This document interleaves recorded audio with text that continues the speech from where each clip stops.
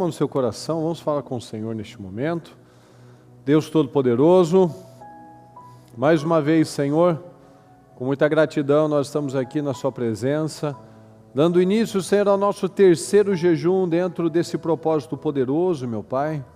E graças à sua misericórdia, Senhor, e a decisões que cada um tem tomado, Senhor, ao longo desses dias, nós temos ouvido tantos testemunhos já, Senhor. Tantas portas, meu Pai, tantos contratos, tantas libertações, meu Pai, tantas restaurações, meu Pai, que somente pelo poder do Senhor que poderia acontecer, Senhor. Então nós te agradecemos, porque até aqui o Senhor tem nos sustentado, e que cada um aqui, Senhor, tem esse espírito ousado, resiliente, que se espelhe, Senhor, nesses vencedores, que se espelhe, meu Pai, em pessoas como Neemias, com uma fé poderosa, com uma fé de ousadia, de uma fé de consistência. Eu te peço, Senhor, que dia após dia nós possamos nos fortalecer, Senhor, saindo, nos afastando daquele velho padrão, meu Pai, sem resultado nenhum, e assumindo o padrão do Senhor, meu Pai, o padrão dos vencedores. Então eu te peço, nos dá força, derrama sobre cada um de nós, meu Pai, a consciência, um espírito poderoso, meu Pai, um espírito de ousadia, uma coragem, Senhor, que nós sabemos que só poderia vir do Senhor, uma ousadia que só poderia vir da sua palavra, Senhor, uma fé que somente aquele que tem certeza no Deus poderoso que nós servimos é que poderia, Senhor, insistir, resistir, meu Pai, nessas convicções, porque nós precisamos de convicção, meu Pai. A fé é uma certeza, a fé é uma convicção. Então nós precisamos dessa convicção, nós não podemos dizer que nós temos fé, mas diante das circunstâncias nós falamos, eu não sei, talvez sim, talvez não, se Deus quiser, não, o Senhor quer. O que o Senhor não quer é uma vida derrotada para nós, Senhor.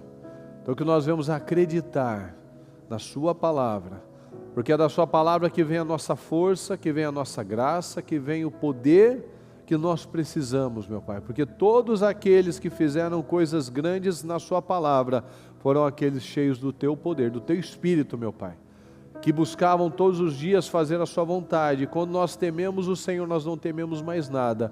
Por temer o Senhor, Débora não temeu os inimigos. Por temer o Senhor, Davi não temeu aquele gigante, meu Pai. Por temer o Senhor, aqueles 3 jovens não temeram a fornalha quente, nem o rei, Senhor. Por temer o Senhor, é que nós nos tornamos homens e mulheres corajosos, meu Pai.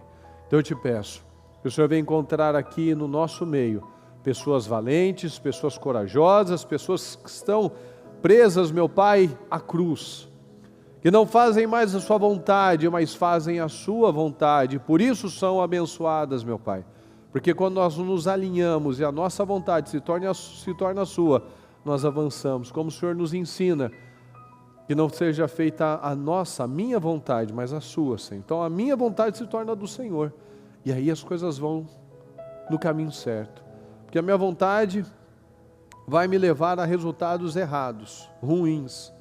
Eu posso me enganar com muitas mentiras, mas quando eu me alinho ao Senhor, eu posso não ver o final, mas nós confiamos, Senhor, que o Senhor está colocando o chão, que nós vamos pisar e aquilo terá sustentação, meu Pai. Nós vamos pisar nessas águas, meu Pai, que estão revoltas, mas nós temos a certeza que quando nós olhamos para o Senhor, nós estamos num lugar seguro, nós estamos num lugar firme.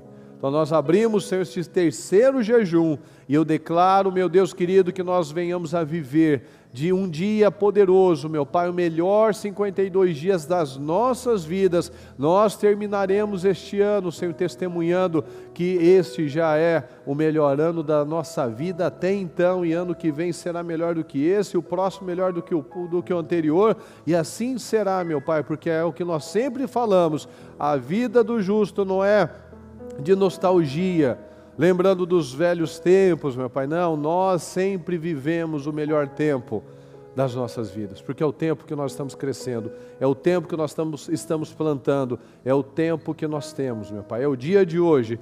Então nós daremos o nosso melhor neste dia, e o Senhor vai honrar todos aqueles que creem em nome de Jesus.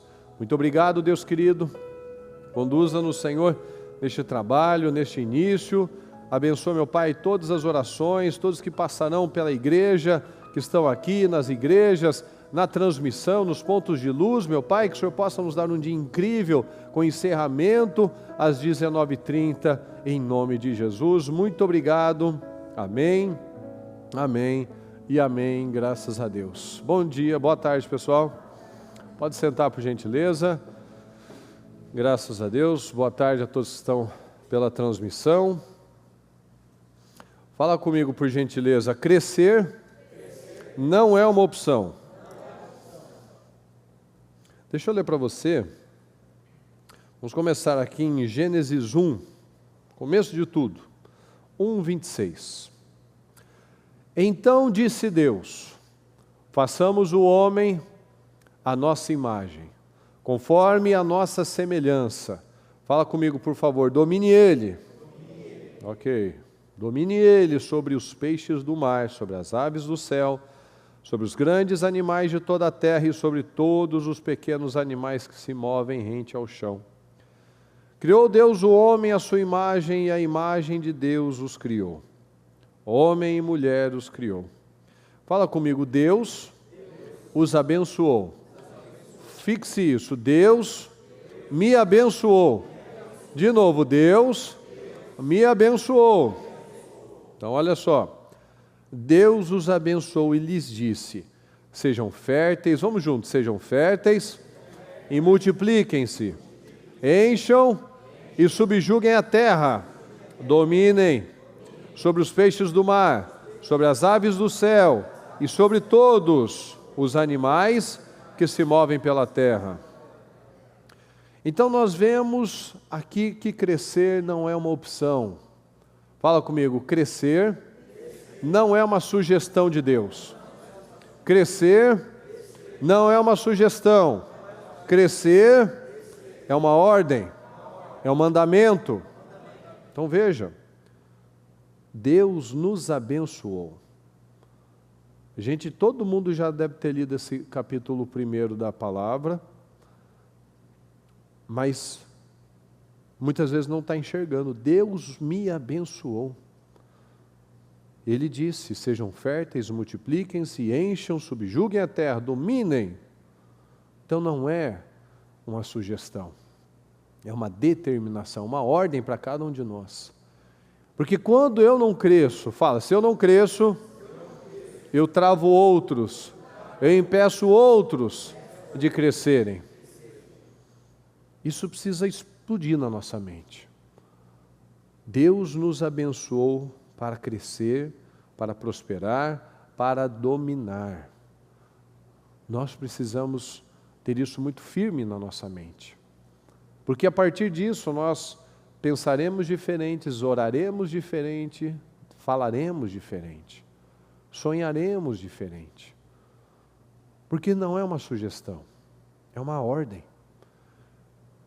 Então, se tudo aquilo que eu recebo, a palavra me ensina que as bênçãos, as promoções, na grande maioria das vezes, elas vêm com uma cara de um problema. Vem com um cara de problema, com um aspecto ruim, mas é a nossa promoção. Mas tudo que se eu reclamo da vida, se eu reclamo, quando eu recebo uma bênção, quando eu vivo uma bênção, eu ainda vejo problemas, eu sou ingrato. Então, se a minha mente não abre, não expande, eu vou viver sempre uma vida miserável.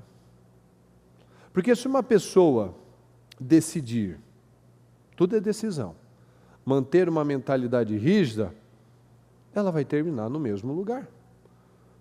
O que ela construiu até agora, porque pode ser construções de desgraça, porque a gente vê muito claro na palavra: o homem prudente constrói a sua casa na rocha, o homem tolo, insensato, constrói a sua casa na areia. Mas o fato é, ambos construíram alguma coisa, não é verdade? Então nós construímos alguma coisa ao longo da vida. Então nós precisamos analisar se a nossa mente tem sido ajustada com base numa palavra como essa. Deus me abençoou e disse para eu dominar, para eu crescer, para eu ser fértil, para eu ser prolífero. Mas se eu não acredito nisso, nessa ordem, nesse mandamento que está no primeiro capítulo da Bíblia, eu vou manter uma mentalidade rígida, eu não vou viver essas restaurações, eu não vou viver o melhor tempo da minha vida, eu vou viver com promessas futuras, e não é isso que Deus tem para nós. Olha só aqui em Jeremias 17, 9 e 10. Vamos juntos. O coração é mais enganoso que qualquer outra coisa, e sua doença é incurável. Quem é capaz de compreendê-lo? Então a gente pode ver aqui, o coração é mais enganoso que qualquer coisa. Então quem vive por sentimentos tem uma vida doente. Quem é guiado pelas emoções tem uma vida doente, a sua doença é incurável. Coloca para mim. O coração é mais enganoso que qualquer coisa e sua doença é incurável. Se nós ainda tomamos decisões com base em sentimentos, emoções, passado, é por isso que a nossa vida é doente, é escassa, é de altos e baixos. Eu sou o Senhor que sonda o coração e examina a mente. Fala comigo, por favor. Para recompensar a cada um de acordo com a sua conduta, de acordo com as suas obras. Então veja, o Senhor está falando, Ele está examinando os corações e Ele está nos recompensando baseado na minha conduta, nas minhas obras. Então eu sou os resultados das minhas escolhas. Então, os meus resultados não vêm da culpa de outra pessoa, eu sou o resultado das minhas próprias escolhas, da minha conduta e das minhas obras. Então, nós precisamos analisar as nossas obras, a nossa conduta.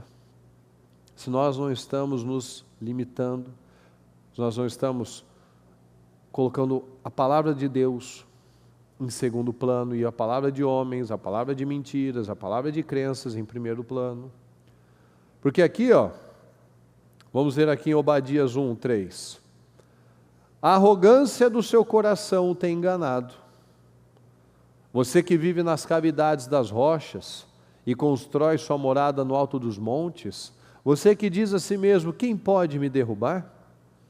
Ainda que eu suba tão alto como a águia e faça o seu ninho entre as estrelas, dali eu derrubarei.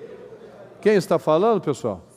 Declara o Senhor. Então você pode estar protegido, achando que está protegido, está lá nas rochas, no alto dos montes, mas a arrogância do seu coração tem enganado. A pessoa que é arrogante, não necessariamente aquela que maltrata as pessoas, mas aquela que acha que é na força do braço, do jeito de Deus não vai funcionar, eu vou fazer do meu jeito, vai dar certo. Eu derrubarei, você está se enganando, lembra? A sua doença é incurável, coração enganoso. Então a arrogância do coração de muitos tem enganado e impedido que ela viva essa grande vida. Deus tem uma vida, como foi a primeira palavra que a gente leu agora. Dominem sobre a terra, multipliquem-se, subjuguem. Ou seja, o Senhor quer que a gente avance, que a gente vá para frente, que a gente evolua, que a gente vá para um outro patamar de fé, de casamento, de profissão, de resultados. Mas olha o problema aqui, Tiago 4,6. Mas Ele nos concede graça maior. Por isso diz a Escritura, Deus se opõe aos orgulhosos. Vamos juntos, Deus se opõe aos orgulhosos, mas concede graça aos humildes. Então uma pessoa que quer ser abençoada, ela precisa ser humilde, porque ela recebe favor sobre aquilo que ela não conseguia naturalmente, ela consegue graça para fazer coisas que ela não estava apta para fazer naturalmente. Por quê? Porque ela se colocou em humildade. Mas o arrogante, pode analisar, o arrogante tem a vida travada. Você vê que as coisas na vida de um arrogante, ele começa, depois dá errado, Ele dá alguns passos para frente, depois ele dá passos para trás. As coisas quebram na mão dele, as coisas travam na mão dele, as coisas estavam indo tudo bem, cai na mão dele, o negócio dá um problema. Sabe quando tudo é encavalado, tudo né, no tranco? É a vida do arrogante. Deus se opõe. A pessoa que não quer sair do lugar é aquela que Deus colocou a mão no peito dela. Você é arrogante. Você não quer submeter, você quer fazer do seu jeito. Aí a pessoa fala, mas eu faço isso, eu faço aquilo, eu faço aquilo outro. Por que a minha vida não vai? Por conta da arrogância. Por conta de querer fazer as coisas ao próprio modo. Ah, mas eu preciso disso, eu preciso daquilo. Não, eu preciso de humildade. Porque se eu tiver humildade, eu recebo favor. Porque o humilde tem fluidez na vida dele. Tem as lutas, obviamente, tem as dificuldades, mas tem graça. Tem favor, ele vai sendo promovido, ele vai avançando, ele vai crescendo, ele vai progredindo, porque ele tem graça, ele tem favor do Senhor, porque ele tem humildade. Então a arrogância não é o diabo, não são pessoas, mas é a arrogância que tem travado a vida de muitas pessoas. Então se nós não mudarmos, destruirmos esse paradigma, nós vamos passar uma vida travada, com as promessas, sempre falando do futuro. Se Deus quiser, não vai acontecer, não vai. Se a mudança interna não acontecer, não vai acontecer nada externamente. Eu não peguei para ler, mas se você pegar lá em 1 Samuel 13, o capítulo começa que Saul reinou por 40 anos em Israel. Começou com 30, foi até os 70. E a bispa falou recentemente sobre a tampa. Saul foi uma tampa naquele país. Foi uma tampa na família dele. Saul teve 40 anos para fazer diferente, 40 anos para mudar. Quantos que já estão na igreja há quanto tempo? Ouvindo muitas vezes as mesmas palavras, ouvindo direções, o Espírito falando, mas a pessoa não rompe, ela não acredita, ela não muda o estilo de vida dela, e a vida está travada. Ela pratica apenas uma religiosidade, e religião não leva ninguém a lugar nenhum bom, só leva para pior, para mais dureza, com mais arrogância, mais dificuldade, mais travamento. E o que é a tampa, pessoal? Quando você bota a tampa num lugar, você quer o quê com aquilo? É o quê? Você sobe, passa daquilo? Não, você tem um limite. A tampa é um limite. Então, se eu tampo alguma coisa, eu estou impedindo que alguma coisa saia dali, ou que alguma coisa aconteça, não vai ficar preso aquilo lá. Então, muitos têm se colocado, infelizmente, como a tampa na sua casa, a tampa na sua família, a tampa sobre os seus filhos.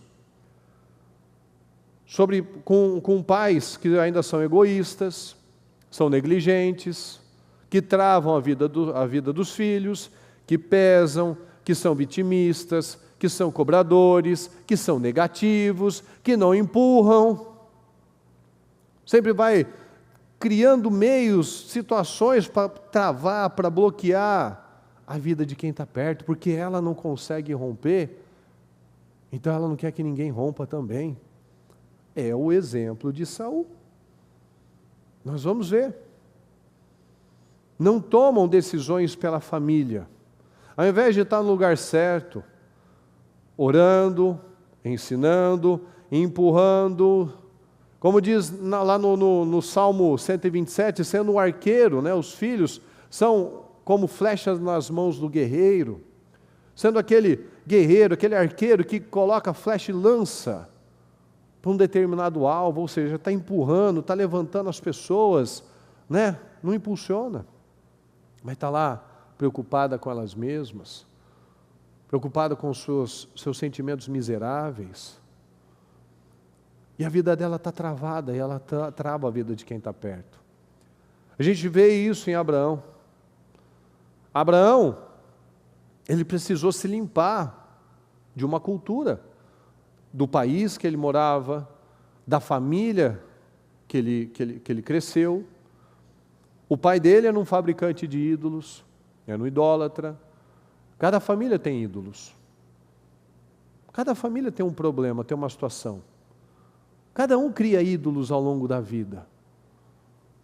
Cada um tem um ídolo do orgulho, outros têm o ídolo do vitimismo, são aquelas pessoas pesadas, aquela casa pesada, aquela vida pesada. São pessoas miseráveis, carregam o ídolo da miséria, que nunca saem do lugar, nada funciona. Ídolos da incapacidade, não acredita em nada.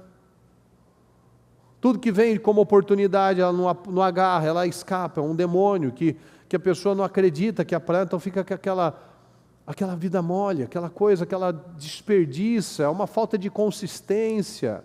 Então a pessoa ou pensa demais, ou é a maldição da procrastinação, não tem excelência em nada que faz, são ídolos, que as famílias vão construindo, vão criando e vai prendendo todo mundo àquele sistema.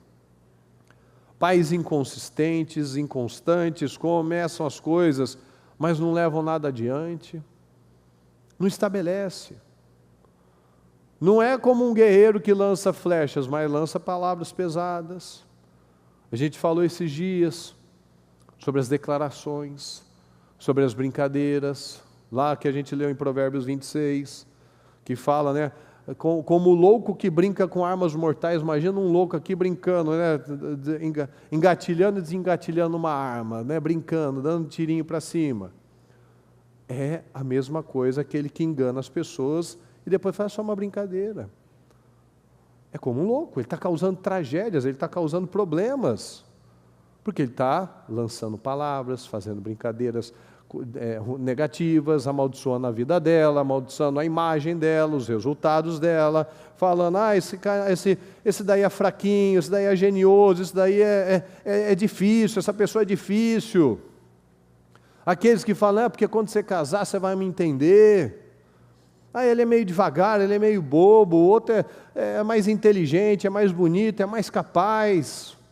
E a pessoa vai crescendo cheia de travas, cheia de situações, sempre enxergando o outro como melhor, e ele não é nada. A gente acabou de ler. O Senhor nos deu uma ordem, uma direção, para a gente crescer. Mas quando a gente estimula, esses dias eu dei aula numa das salas lá das crianças, e tinha um rapazinho lá que extremamente fechado, travado, não participava, não tinha uma insegurança assim, num nível que eu sinceramente nunca tinha visto. E eu chamei, conversei e tal, com todo mundo, não deu o resultado que eu esperava. A hora que terminou, eu chamei ele para fora da sala, conversei mais um tempo, orei com ele, declarei sobre a vida dele, o olhar, a postura estava diferente. A segurança. Ele pegava o agasalho e botava na frente, se fechava na cadeira, como um feto, né? Aquela posição fetal, e não se abria, não fazia. Aí fui tirando, não, solta isso. Para, você não precisa se proteger, fica firme, faz a posição do vencedor. Orei, declarei, ele agradeceu. Uma criança, geralmente uma criança talvez não agradeceria, ele só ia receber aquilo e tudo bem, mas ele entendeu que aquilo estava ajudando ele. Então quando a gente encoraja, a gente estimula, a postura muda, a segurança é outra, tudo é diferente.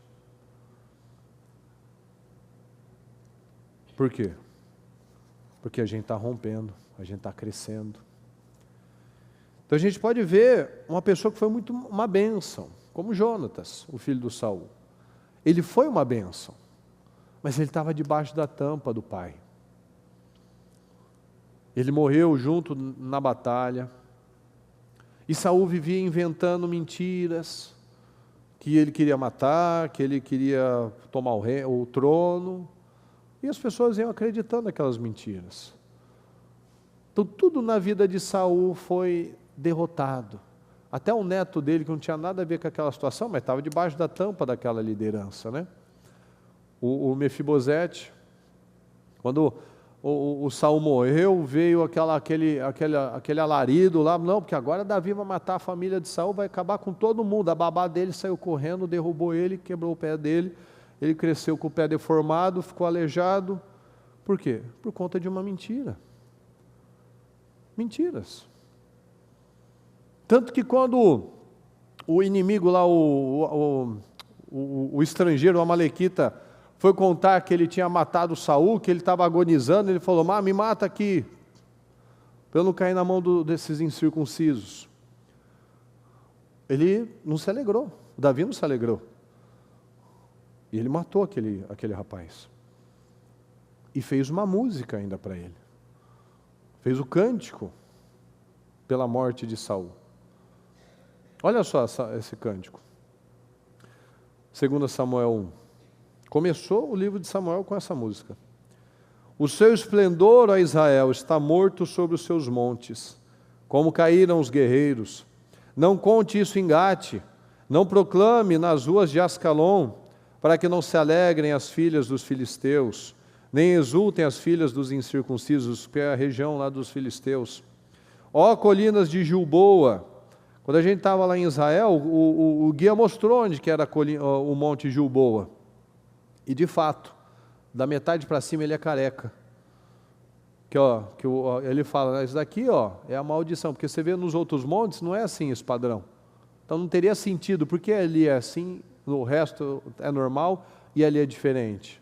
E ele fala, isso daqui é da maldição de Davi.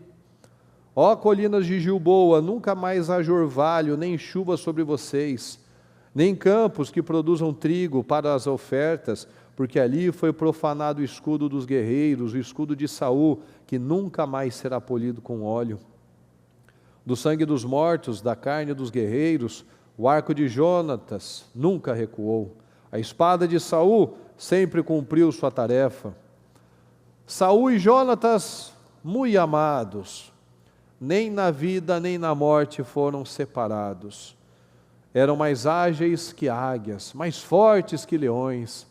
Isso daqui são palavras de alguém que torcia pelo mal do outro, pessoal? Muito amados, foram separados, eram ágeis, eram fortes, eram unidos. Nem na vida nem na morte foram separados. Chorem por Saul, ó filhas de Israel. Chorem aquele que as vestia de rubros ornamentos e suas roupas enfeitava com adornos de ouro. Como caíram os guerreiros no meio da batalha, Jonatas está morto sobre os montes de Israel. Como estou triste por você, Jonatas, meu irmão. Como eu lhe queria bem, sua amizade era para mim mais preciosa que o amor das mulheres. Caíram os guerreiros, as armas de guerra foram destruídas. Davi enxergou isso, tanto que a música que ele fez mostra isso. Ele viu como uma perda assim terrível. Mas quando a pessoa acredita em mentiras, para ela é verdade. Saul era uma tampa, que não suportava ver ninguém crescendo. Então veja, isso não mostra uma pessoa de coração amargurado, que queria o pior para Saul. Mas Saul acreditava nisso. Acreditava que Davi queria o pior dele. Mas aí fez cânticos, matou quem trouxe a notícia achando que era boa nova. Mas Davi não tinha tampa. A gente vê exatamente isso, aqueles homens que saíram daquela liderança de Saul, foram para Davi, derrotados, amargurados, infelizes, se tornaram homens poderosos. Aí nós temos que fazer a nossa análise. Será que eu tenho sido uma tampa? Será que você tem sido uma tampa? Saul tinha uma preocupação, que se chamava Saul. Essa era a preocupação dele, ele mesmo. Mas Davi se preocupava com uma coisa: Deus. Então a gente vê os resultados só baseado já nessas prioridades. Os primeiros atos de Davi foi de buscar a arca e de conquistar a fortaleza dos jebuseus. Mas Saul a gente vê sempre ele botando uma limitação em Israel e na família dele. Abraão tinha uma tampa que chamava Terá, que era um idólatra e um inconstante, um homem que saía, começava uma coisa e não terminava. Então Abraão precisou desaprender. Fala, eu preciso desaprender para reaprender. Eu preciso me livrar do velho padrão para mudar. Porque se eu não desaprendo para aprender o certo, se eu não quebro o meu velho padrão, não tem como eu viver um novo tempo, porque eu estou ainda carregando coisa velha. Como a palavra, né? Tira o velho para que o novo entre. Então, se eu não desaprender, eu só vou ficar mudando de ano, né? De endereço, mas não vou mudar de vida. O tempo vai passar e nada vai mudar. A gente falou no comecinho, crescer é obrigatório. Crescer é obrigatório. Nós vemos em Gênesis 1. Porque se eu não cresço, nada cresce, eu travo os demais. Saul colocava as pessoas em risco, a gente vê isso. Por exemplo, lá em 1 Samuel 14, ele não tinha sabedoria. Tanto que ele faz ele provoca lá, ele provoca os filisteus, os inimigos, depois ele não suporta as consequências. Ele proibiu todo mundo de comer. Tanto que o título daquela mensagem, desse trecho lá de 1 Samuel 14, é assim, o juramento insensato de Saul, o juramento impensado de Saul. Porque ele falou, quem comer vai ser maldito. E o Jonatas ainda falou, meu Deus, quando eu comi meus olhos brilharam, se esse povo, se esses soldados tivessem se alimentado, quanto mais soldados nós não teríamos destruído, matado? Ou seja, o propósito teria sido muito mais efetivo, né? Essa guerra teria sido muito mais bem sucedida. Então veja, era uma pessoa instável, inconstante, por quê? Guiada pelas emoções. Aí os soldados estavam desesperados, o que os soldados fizeram? Foram lá, ele queria evitar uma coisa, né? Ele foi lá, pegou um trem muito pior, ele fez com que os soldados tivessem uma atitude ainda pior. Que os soldados, naquele desespero, foram lá matar os animais e comeram cru. Aí ficou pior a situação. E falou, mesmo que seja meu filho, eu vou matar. Aí descobriu que o Jonatas tinha comido mel. Aí os soldados, veja a diferença. Quando estavam lá os soldados com Saul, os soldados se dispersavam. Ele não tinha respeito. Mas os soldados, todo mundo lutou para salvar o Jonatas. Porque falou, não, o Jonatas foi por causa do Jonatas que Deus nos deu essa vitória. Você quer matar o Jonatas? Por conta desse juramento impensado aí? Então veja, que pessoas emocionais, com padrões, com paradigmas errados, ela está sempre fazendo escolhas erradas, sem pensar. Por quê? Emocional. Então às vezes a pessoa está botando a família dela em risco, o destino dela em risco por conta disso. Os resultados não acontecem, a família não vai para frente, e ela está tentando achar um problema. Não, porque foi o Jonatas que errou, vamos matar o Jonatas. Não, porque os soldados que erraram. Não, quem era o cabeça? Quem botou a tampa? Então o problema está em mim. Fala comigo, quem toma decisões na carne tem resultados carnais. Se eu não cresço, vamos juntos, se eu não cresço, nada cresce. O maior investimento deve ser no meu crescimento. O maior investimento deve ser nesse crescimento, nessas boas escolhas, nesse amadurecimento de fé. Porque eu posso estar sendo uma tampa na vida das pessoas. Ou eu posso tirar a tampa, tirar os impedimentos e contribuir para que todo mundo cresça.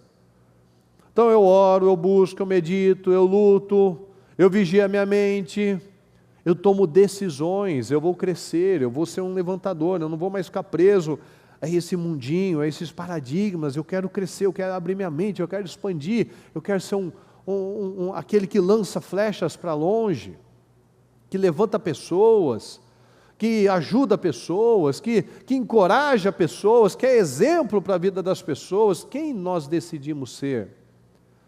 Fala, eu não serei mais guiado pelas emoções, eu serei guiado pela palavra, pela fé. Então nós precisamos acordar para isso. O Saul, ele tocou o chofar, e que provocou, que atraiu a ira dos inimigos, por conta de imagem. Queria mostrar. Imagem, tudo imagem. E que a gente sabe exatamente isso. Fala comigo, a melhor resposta é vencer. Então a gente não tem que provar nada para ninguém. Simplesmente vença. Simplesmente vai para frente, porque quem tem resultado não fica falando. Quem está vencendo, está fazendo, está vivendo, está cuidando da vida dele, está sendo excelente na vida dele. Não precisa contar, falar para as pessoas, mostrar que ele fez. A palavra nos ensina isso, o que a sua mão direita faz, a esquerda não precisa saber. Uma coisa não precisa, eu estou fazendo negócio, você viu o que eu fiz? Fulano, eu fiz isso, Não, Deus está vendo, o que importa é Deus enxergar isso, Deus vê esse coração. Essa pessoa que está sempre lutando pela imagem, é uma luta eterna, ela não vai se sustentar isso, não vai ter fim. Por quê? Porque a gente precisa de uma vida de alicerce, com uma estrutura espiritual. Nós precisamos de credibilidade. Saul vivia usando a imagem dele, para os interesses dele. A gente não vê Saul tomando decisões para o bem da nação ou o bem da família. Veja só, imagina como é que era a cabeça desses soldados. Ele usava os soldados, em vez de destruir os inimigos, de atacar os inimigos, para perseguir Davi. Então você imagina os caras lá, 1.000, 2.000, 3.000 homens, andando para lá e para cá, sem propósito nenhum, sabendo por que a gente está indo atrás do Davi. O Davi não lutava as guerras da gente, o Davi não fez isso, o Davi não está não criando problema com ninguém. Por que a gente está aqui? Então olha a imagem que ele, se ele preocupasse tanto com a imagem dele, ele ia preocupar com o exército, com o que o exército estava pensando dele. Então ele usava o exército para o fim dele, para os problemas dele. Ele usou a filha dele para atrair Davi, para matar o Davi, a Mical. Ele usou Samuel, que estava lá para ajudar ele, que ficou triste quando ele viu que Saul se perdeu. Ele ficou chateado. Mas ele quis Samuel para manter a imagem dele. E a gente leu lá no comecinho, né? O coração é mais enganoso que qualquer outra coisa e sua doença é incurável. Doença do coração. Nada nas mãos de uma pessoa que tem um coração doente cresce. Nada nas mãos de Saul cresceu. O exército era fraco, a família foi totalmente destruída. Pode observar. Mas no tempo de Davi, que não era uma tampa na vida das pessoas, a nação cresceu, o exército cresceu, a adoração a Deus cresceu, tudo foi diferente. Saul teve tudo. Fala, eu tenho tudo. Nós temos tudo. Ele teve promessa, nós temos a promessa. Samuel lutou para ajudar ele, nós temos a palavra. Nós temos Deus que nos ajuda o tempo todo, tem nos mandado as palavras que a gente precisa. Ele teve todas as possibilidades, as oportunidades como nós temos. Mas ele decidiu desperdiçar tudo. Tudo que era importante para ele era a imagem. E ele perdeu tudo. Então a gente precisa parar e analisar a nossa vida. Nós temos sido líderes de nós mesmos, porque a liderança começa na nossa vida. A gente consegue liderar as nossas emoções, a gente consegue liderar os nossos pensamentos, a gente consegue liderar as nossas palavras. Eu consigo liderar a minha mente, a minha vida, a minha rotina, o meu estilo de vida, para poder liderar uma família, para poder liderar uma empresa, ou nós temos sido só chefes? Só bons para dar ordem, como Saul. Era bom para dar ordem, e dava ordem errada. Então, que tipo de influência nós temos sido? Que tipo de influência você tem sido na sua família? Como a bispa falou esses dias, será que nós tivemos o batismo de consciência? Se a gente tem clareza, que a gente não tem mais trevas na nossa vida?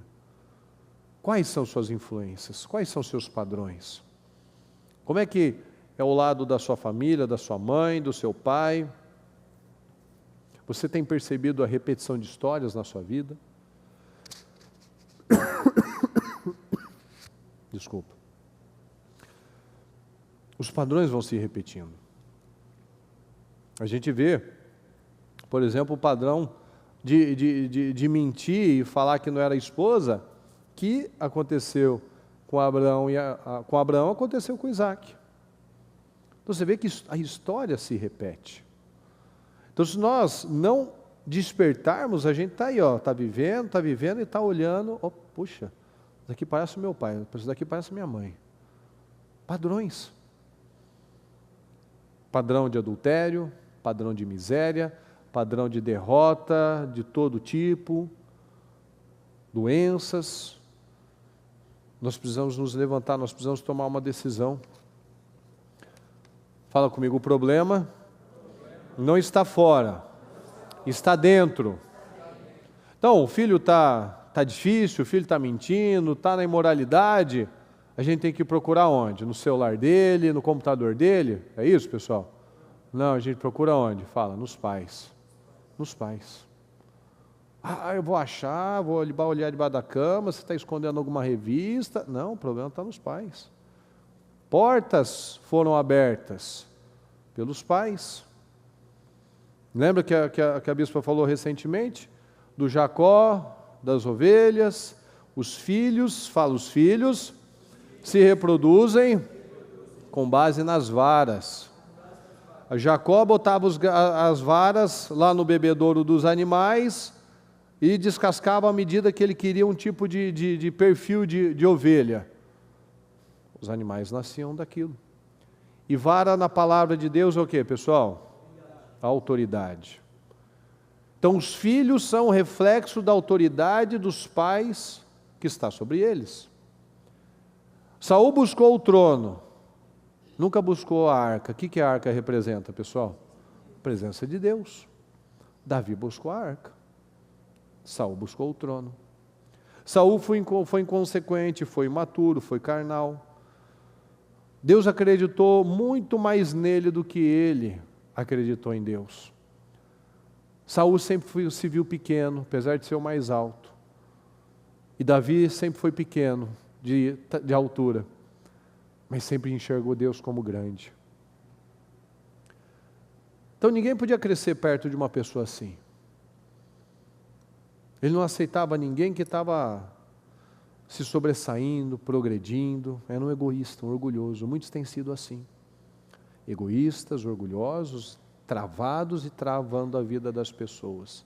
Trava a sua vida. Por que a minha vida não vai? Porque eu sou um travado na mente. Por que eu estou vivendo esses problemas na minha família, nos meus filhos? Por quê? Porque eu tenho sido a tampa. A minha influência tem sido um travamento. Então nós não podemos aceitar viver dessa forma. Porque Saul, o espírito de Saul, pessoas que carregam essa mentalidade de Saul, eles matam destinos, eles matam sonhos, eles matam o emocional das pessoas. Pessoas que vivem como Saul, matam a si mesmos e matam os sonhos de quem está perto. A palavra diz, a gente falou quarta-feira, a palavra não é difícil demais o que Deus está pedindo, não está lá no alto dos montes ou na profundeza dos mares, está bem perto, está na nossa boca, está no nosso coração. Então, nós precisamos acreditar. Nós precisamos, eu preciso acreditar. A gente precisa acreditar e observar os detalhes, porque a gente fala tanto das raposinhas, são as raposinhas que destroem a vinha. Então é pequeno, são os detalhes. Nós não podemos aceitar ser pequenos. O Saul acreditava que ele era um pequeno. Se ele não tivesse o trono, ele não seria ninguém, não seria respeitado por ninguém, não teria resultado nenhum na vida dele. E isso levou àqueles resultados. Então toma essa decisão. Fala, eu não aceito ser uma tampa. Eu não aceito ser um limite. Eu não aceito ser uma trava. Eu sou um levantador. Eu sou um levantador. Eu sou como um guerreiro que atira flechas, que levanta pessoas, que ajuda pessoas. Nós precisamos acreditar nisso. As mudanças da nossa vida que nós sempre falamos, começam de analisar esses detalhes. Quando alguém está vencendo perto de você, você se alegra? Você apoia, você ora, você abençoa aquela pessoa? Quando você está vendo uma pessoa que está vencendo, você busca se espelhar? Ou será que ainda a gente carrega aquilo lá? Não, mas para ele foi mais fácil, porque ele tem essa capacidade, porque ele pode, porque ele tem mais tempo, porque ele teve isso. Ou simplesmente eu analiso, bom, se aquele conseguiu, eu também posso. Isso daqui está me atrapalhando, eu vou tirar. Eu não fico mais falando, mas eu não posso, eu não dá, eu sou assim, eu aprendi assim, ok. Eu passei uma vida inteira vivendo assim, ok. Então vamos dar dar alguns passos? Até o fim da nossa vida a gente vai ter que crescer, a gente vai ter que melhorar todos os dias. Então está nas nossas mãos, não é difícil demais. Deus está falando isso. O que eu estou pedindo, falando a vocês, ordenando a vocês, não é difícil demais. Então não vamos aceitar ser tampa. Não vamos aceitar ter uma tampa na nossa vida que a gente não sobe, não quebra, não destrói essas influências, esses paradigmas, esse teto baixo. Não aceite isso. Amém, pessoal? Fique em pé, por gentileza. Pegue o seu propósito, por favor. E eu peço que você feche seus olhos por um momento, que você fale com Deus, nesse terceiro jejum, que dia após dia nós temos tido a oportunidade de dar alguns passos, um passo todos os dias, em favor, em direção à nossa restauração, em direção às nossas conquistas. Então hoje é mais um dia de nós darmos passos. A palavra tem vindo, nós temos falado muito sobre isso. Os cultos têm vindo nesse sentido de colocar luz nas nossas trevas. E dia após dia o Senhor tem tirado um pouco mais de escuridão da nossa vida. Um pouco mais de coisas que para a gente talvez estava cego, pode ser. Ou talvez não acreditava. Ou talvez acreditou em tantas mentiras, mas a palavra está vindo. A palavra é como um martelo, é como uma espada, ou seja, a palavra é como um martelo que vai destruindo todas as fortalezas, toda aquela mentira, todas as mentiras. Saul acreditou em tantas mentiras que toda a família dele foi destruída. Depois de anos depois que ele morreu, ainda tinha parente dele, tinha descendente dele sendo morto por conta daquele homem que decidiu ser uma tampa, um egoísta, uma pessoa que nunca quis Deus, só quis imagem. 40 anos para mudar, ele não quis. Então a gente não pode aceitar perder um dia. Um ano é muita coisa na nossa vida. Um ano é coisa que a gente pode mudar muita coisa. Um ano perdido também é uma tragédia. Quanto mais um homem que perdeu 40 na vida dele. Terminou muito mal, porque se ele não tivesse morrido, quanto mais que ele ia durar? 50 anos? 60? Sem mudar? Veja que tragédia que pode ser uma pessoa que não se torna um arqueiro, um levantador de pessoas. Então qual a decisão que você toma hoje? Qual decisão que você toma? Talvez você tenha puxado aí na sua memória, observado a maneira de você falar, de você viver. Talvez ainda você observa resquícios de parente, de mãe, de ídolos da família. Como eu falei, é imoralidade, é mentira, é miséria, é inconsistência, é instabilidade, é procrastinação, é incredulidade, é religiosidade, padrões, ídolos. Ídolos que vão botando um teto nas nossas vidas, que vão botando um teto nos nossos resultados. E Deus quer que a gente exploda, expanda. Eu vou ler de novo para você.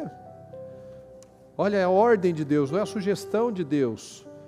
Façamos o homem a nossa imagem, conforme a nossa semelhança. Domine ele sobre os peixes do mar, sobre as aves do céu, sobre os grandes animais de toda a terra e sobre todos os pequenos animais que se movem rente ao chão.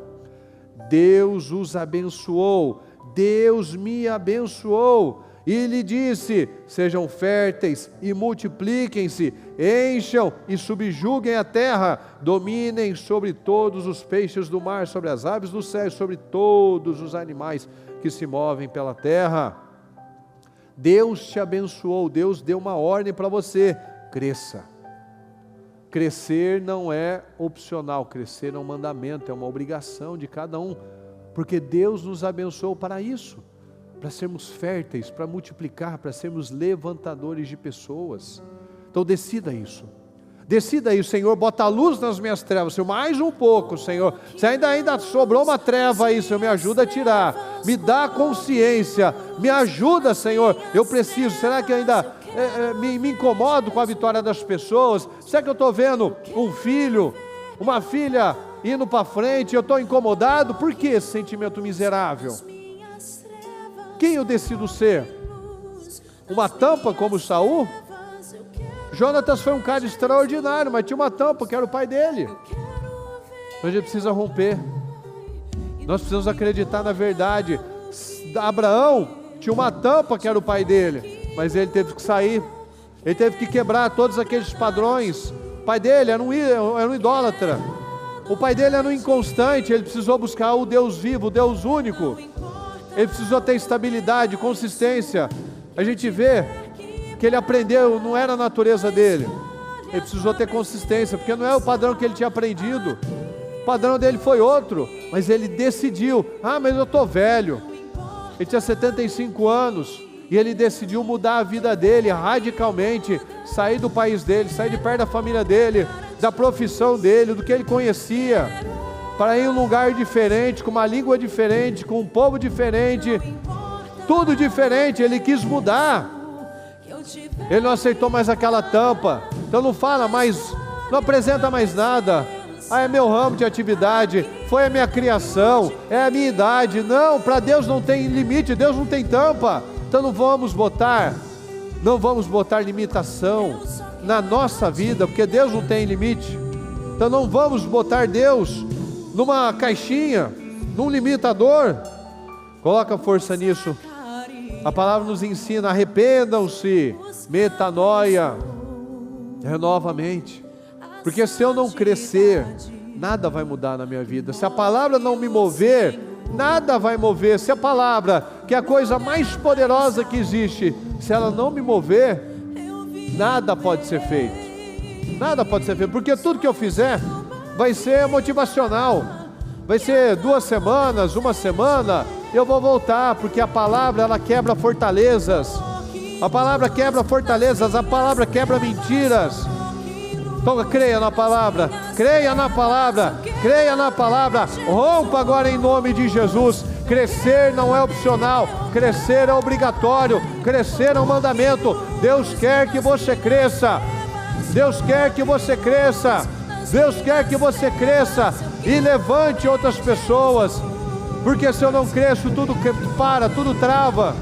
Tira a tampa da sua vida agora em nome de Jesus. Tira toda a trava da sua vida agora. Quais as palavras, quais as maldições, quais os pensamentos, quais as impossibilidades que você colocou até o dia de hoje. Arranca isso agora em nome de Jesus. Deus quer nos levantar. Assuma isso. Assuma que é para você. Não aceita mais o padrão da sua família. Não aceita mais os velhos ídolos. Não aceita mais nada de padrão negativo. A gente tem batido bastante durante essa semana dos velhos padrões, dos velhos paradigmas, das velhas declarações, e nós já quebramos, já rompemos, e a gente precisa estabelecer, porque se a gente vai um pouco, o nosso velho padrão quer que a gente volte, quer que a gente retroceda, mas você não vai retroceder. A rocha, a palavra é o martelo que vai batendo, até quebrar aquela fortaleza. Então é bater, é repetição, é insistência. Eu quero que você coloque a mão na sua cabeça agora, e nós vamos novamente repreender em nome de Jesus essas travas, essas declarações negativas, essas maldições que foram declaradas uma vida inteira, que não tem mais causa na sua vida. Mas se eu não acreditar que eu estou livre, eu continuarei preso àquele sistema. Eu quero agora que você ore, que você lembre agora de tudo aquilo que você já ouviu, que você repreenda agora, em nome do Senhor Jesus. Deus Todo-Poderoso, nós apresentamos aqui, Senhor, o nosso povo, nós apresentamos a nossa vida, nós nos colocamos diante do Senhor, meu Pai, e nós novamente estamos aqui, Senhor, para lutar contra aquelas tampas, as travas, meu Pai, as maldições que foram lançadas contra as nossas vidas durante uma vida inteira, Senhor, que nós mesmos nos amaldiçoamos e nos limitamos, meu Deus. Nós repreendemos agora toda a opressão, toda a perturbação, toda a palavra maldita, todo ídolo diabólico que ainda vem de família, Senhor, aqueles ídolos diabólicos da procrastinação, da mentira, da miséria, do orgulho, da covardia, da apatia, da frieza, da religiosidade, da incapacidade, dos medos, Senhor. Nós repreendemos agora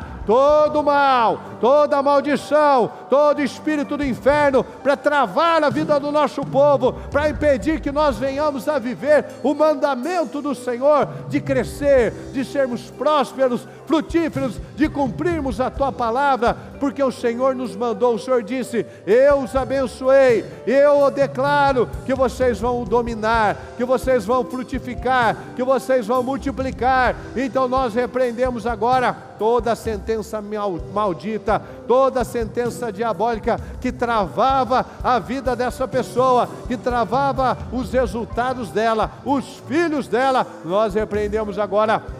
Pega todo o seu mal, pega toda a sua influência, toda a mentira, em nome de Jesus. Pega tudo que é seu agora, tira a mão da sua cabeça e saia em nome de Jesus, saia em nome de Jesus e saia em nome de Jesus.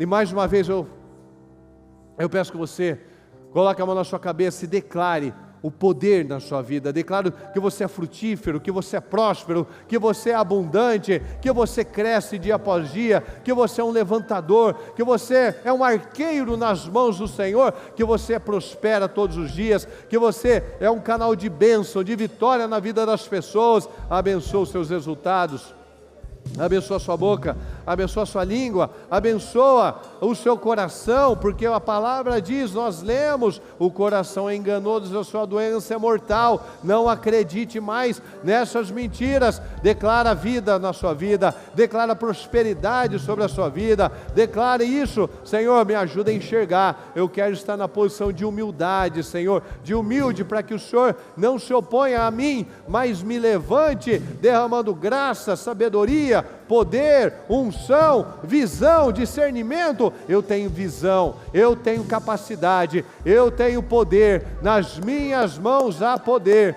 nas minhas mãos há resultados poderosos. Eu creio no poder do Senhor, eu creio na manifestação do Seu nome na minha vida, Senhor. Eu serei um levantador, eu não vou ter tampas. Eu serei um levantador na minha casa, na minha família.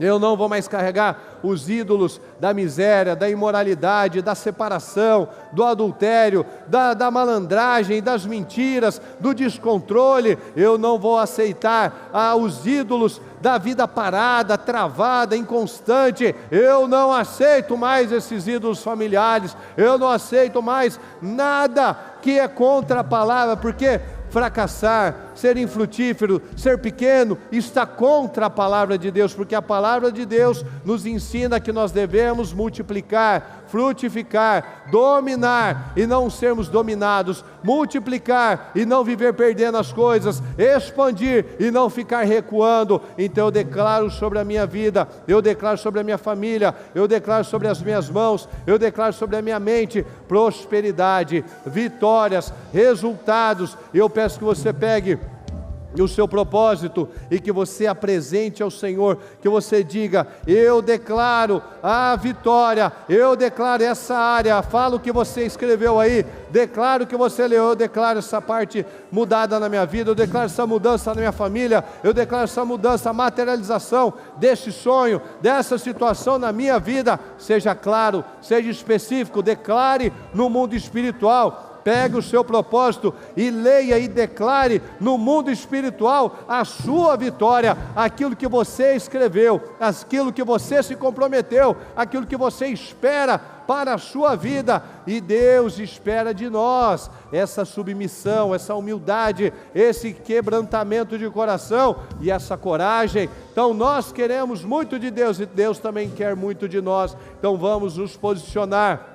Declare essa vitória, declare a materialização de cada um desses sonhos na sua vida, em nome do Senhor Jesus. E eu peço que você, neste momento, dê as mãos para quem está ao seu lado e concorde com essas vitórias, concorde com as vitórias, com o crescimento. Declare sobre a vida do seu irmão na fé: eu abençoo, meu Pai, o meu irmão na fé, eu abençoo, porque a bênção vai acompanhar, tudo que eu declarar vai voltar para mim.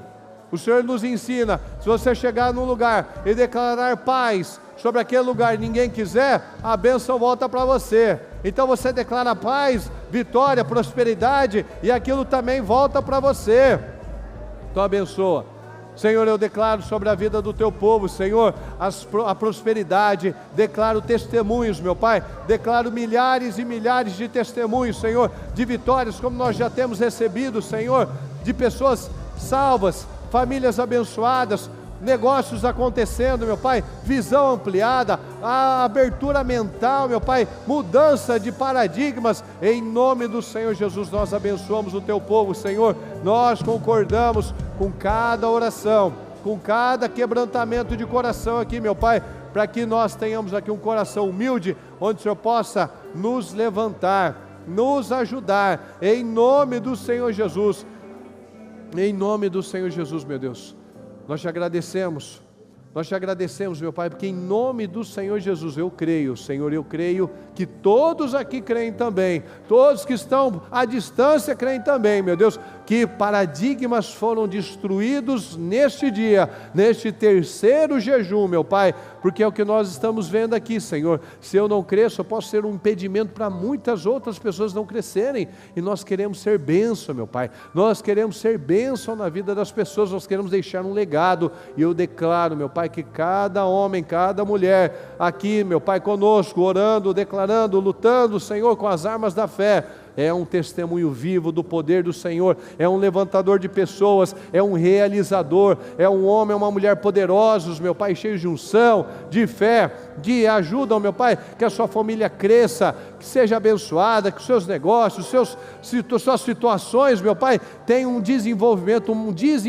uma fluidez diferente, Senhor. Em nome do Senhor Jesus eu declaro, meu Pai, em nome de Jesus, a graça, a fluidez na vida do teu povo, meu Pai, na vida de todos esses, Senhor, que trabalham todos os dias por esse quebrantamento, para atrair o favor do Senhor, em nome de Jesus. Muito obrigado, Senhor. Obrigado por esse dia, obrigado por essa mensagem, obrigado, meu Pai, pela certeza das vitórias, das restaurações, do cumprimento da sua palavra nas nossas vidas, como nós lemos em Gênesis 1, Senhor, que nós venhamos a crescer, multiplicar, dominar. Esse é o plano do Senhor para as nossas vidas, um plano de avanço, Senhor, família avançando, filhos avançando, resultados grandiosos. Essa é a vida que o Senhor fez para o justo, Senhor, em nome de Jesus. Muito obrigado, Deus querido, nós te agradecemos, nós chamamos e tomamos posse desde já das orações, das bênçãos e dos testemunhos, em nome de Jesus. Amém, amém e amém.